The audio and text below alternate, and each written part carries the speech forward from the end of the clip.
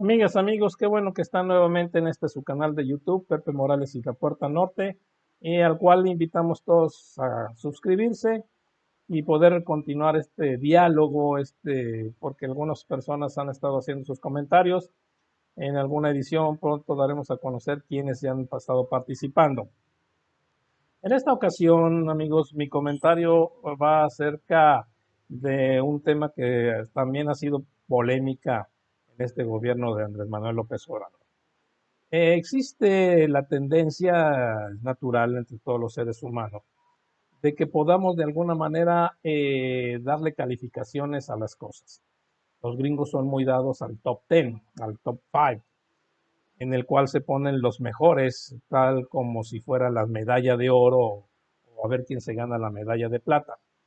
Es un tipo de concurso, pero en estas cosas hay mucha subjetividad. Es como un concurso de belleza. En un concurso de belleza realmente no gana la más bella, gana los que los jueces vieron como la más bella. Y eso pues es muy subjetivo, ¿no? Lo que es bello para ellos puede ser que no sea bello para mí. Y hay cosas que se miden y hay cosas que se pueden medir fácilmente. Una carrera de 100 metros, pues el que llega primero en el menor tiempo, ahí no hay ningún problema. O en un partido del fútbol, el que meta más goles ese gana. Ahí no hay ningún problema. Sin embargo, hay situaciones en las cuales hay un poco de las dos cosas. Es muy común que la historia, los gobiernos, lo vayan cambiando muy a su, o lo vayan moldeando más que cambiar.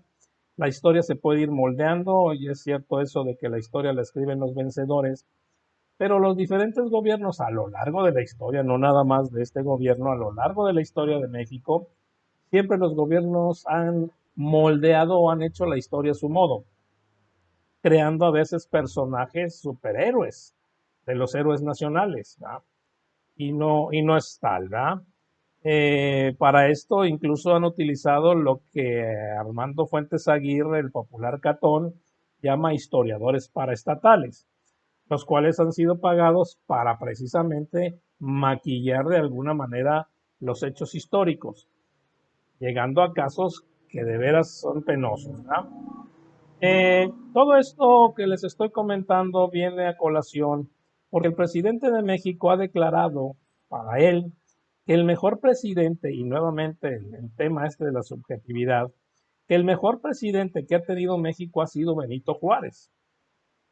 Y bueno, yo creo que Benito Juárez como presidente fue un gran mandatario de altura de un estadista. Esas leyes de reforma que él fue el artífice principal, pues fue echarse encima a un pueblo totalmente católico, ¿va? Si en estos tiempos que vemos que México tiene una religión mayoritariamente católica, imagínense en el siglo XIX.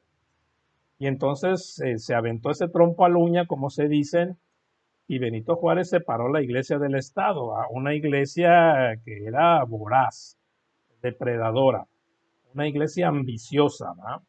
Una iglesia que a lo largo de 300 años en la conquista, pues era la que dictaba, la que se hacía dueña de vidas y de haciendas. Entonces, incluso ya después de la consumación de la independencia, el poder eclesiástico era enorme. Y fue muy bueno eso de cambiar. Algunos lo ven como algo menor, pero la verdad es que es algo sensacional. Fue la segunda transformación desde el punto de vista también de la cuarta transformación que hoy vemos, ¿no? Otra de las cosas que hizo Benito Juárez, muy buenas, por ejemplo, fue que era una época de constituciones, de darle orden a un nuevo país que había sido México a raíz de la consumación de la independencia.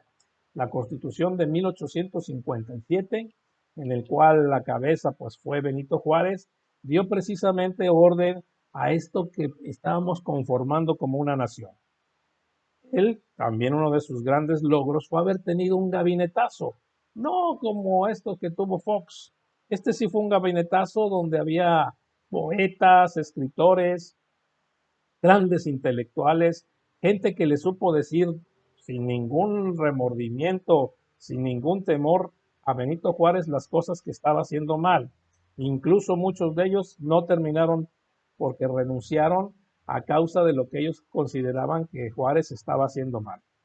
¿Ah? Y Juárez también, pues en el siglo XIX enfrentó esta invasión con el ejército más poderoso del mundo, que era Francia, y finalmente los echó.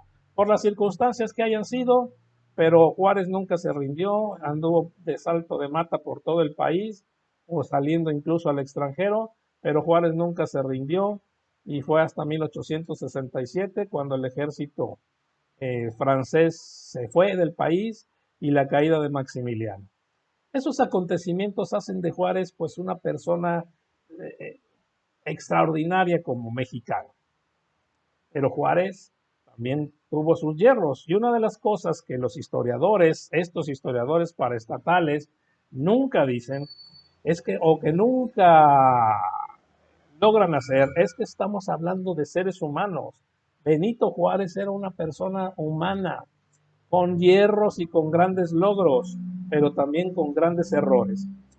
No podemos dejar de lado el hecho de que un tratado ignominioso, la verdad, que es el tratado MacLean-Ocampo, que Benito Juárez firmó, pues, prácticamente arrastrándose ante los norteamericanos en su afán por ganar esta guerra, guerra desastrosa, ¿verdad? Guerra de hermanos, que fue la guerra de Reforma. Y el tratado MacLean-Ocampo, pues es uno de los hechos, una de las páginas más patéticas de nuestra historia, y que algunos historiadores quieren, incluso han llegado al grado de no mencionarla, como que no pasó. Pero bueno, eso pudiera ser incluso considerado traición a la patria. Yo siempre he dicho que qué bueno que en tiempos de Benito Juárez no había Facebook o Twitter porque se lo hubieran comido entero. Este tratado de MacLean-Ocampo le daba derecho a los gringos de un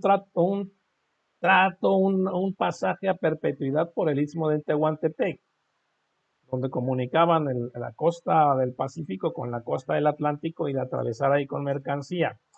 Ellos querían hacer ahí de algún modo el canal de Panamá, que se hizo pues, años después precisamente en ese país.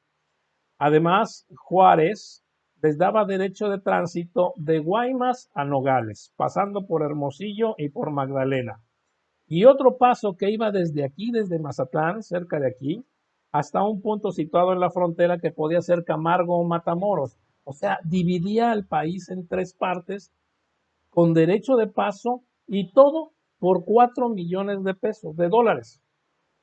4 millones de dólares. Pero lo más ignominioso, sigue aquí lo que es patético, pues, que esos 4 millones, Estados Unidos se quedaba 2 en garantía por si nosotros, los irresponsables mexicanos, ocasionábamos algún daño. Fue un tratado totalmente descabellado, con el solo afán de que obtener el apoyo norteamericano y lograr triunfar. ¿Ah? Juárez fue ambicioso, no podemos decir ahí. Además, este tratado obligaba a México a tener tropa resguardando estos lugares para que no afectara nada. Y los Estados Unidos, si hubieran sido así, pues ahorita seríamos gringos. ¿Por qué no aceptaron los gringos? No aceptaron, el Congreso no lo aceptó porque en esos tiempos estaban con la guerra de secesión y ellos veían que este tratado iba a beneficiar a los estados sureños. Entonces prefirieron no hacerlo. Si no, ahorita seríamos a lo mejor el estado número 51 de Estados Unidos. Entonces, pensar que Benito Juárez fue el más grande presidente que ha tenido México, pues está de pensarse. Entonces, todas estas cosas de la historia hay que irlas descubriendo e irlas diciendo como son. Porque a veces queremos o los gobiernos quieren moldear la historia a su modo, a su gusto, y bueno, no es el caso de este gobierno, pero no ha sido el único. Eso ha sucedido siempre y siempre se ha dicho eso. La historia finalmente la escriben los vencedores. Bien, muchas gracias a todos por su atención y esperemos verlos hasta la próxima. No olviden suscribirse en el icono que está aquí a un lado, a un extremo de su pantalla. Muchas gracias.